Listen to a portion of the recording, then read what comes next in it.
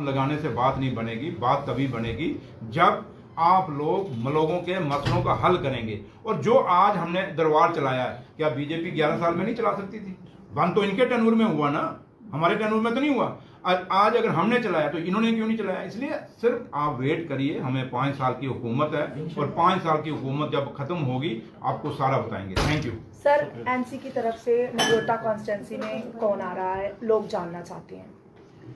देखिए, जहाँ तक ताल्लुक है, नगरोटा और बडगाम दोनों सीटें नेशनल कॉन्फ्रेंस जीतेगी और धूमधाम से जीतेगी। और जब जीत के आएगी उसमें आपको पता चल जाएगा हमने किसको खड़ा किया और किसको यहाँ पे। सर, अभी सबने अपना नामांकन पत्र जो है वो भर दिया है, तो कौन आपकी नामांकन पत्र जो है वो भर दिया गया है? दिव्यानी राणा की तरफ से आज ही नामांकन पत्र भरा गया है, तो एनसी की तरफ से कौन सा कैंडिडेट उतर रहा है? अच्छी बात है, ये आपको सारा एनसी की तरफ से कौन सा कहा ना, ये मीडिया में जब बताएंगे, ये पार्टी के स्पोक्समैन खुद बताएंगे, पार्टी लीडरशिप खुद बताएगी। क्या आ रहा है कोई एनसी की तरफ से भी? बिल्कुल आएगा जनाब, आएगा बिल्कुल। दोनों जगह बडगाम और नगरोटा दोनों जगह लोग होंगे हमारे, लेकिन आपको वेट करना होगा और आपको जल्दी ही पता चल जाएगा। दोनों जो है हमारे कैंडिडेट जो है, नेशनल कॉन्फ्रेंस मजबूती से नगरोटा में भी इलेक्शन लड़ेगी और मजबूती से ही बडगाम में भी इलेक्शन लड़ेगी और दोनों की दोनों सीटें हमारी होंगी। आज की पत्रकार वार्ता के बारे में बताइए। ये पत्रकार वार्ता नहीं थी, जस्ट ये लोग आए और मेरी बाइट लेना चाहते थे। और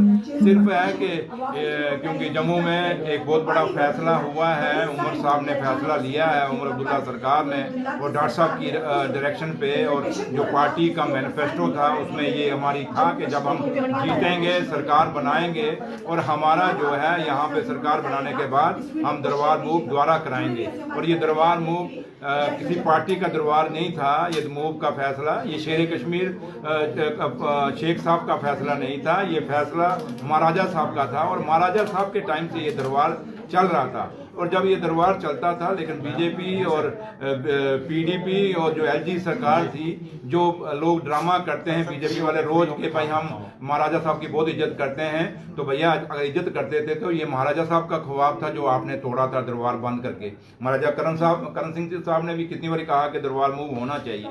तो इसलिए ये ना महाराजा साहब के हमदर्द हैं, ना जम्मू कश्मीर के लोगों के हमदर्द हैं, और ना ही जहाँ से 28 सीटें जम्मू सूबे से जीती हैं वहाँ के हमदर्द हैं। ये हमदर्द हैं अपने परिवारों के, अपनी फैमिली के और अपने बिजनेस के।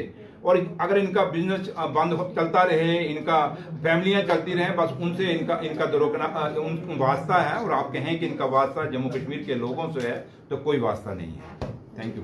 सर, एक सवाल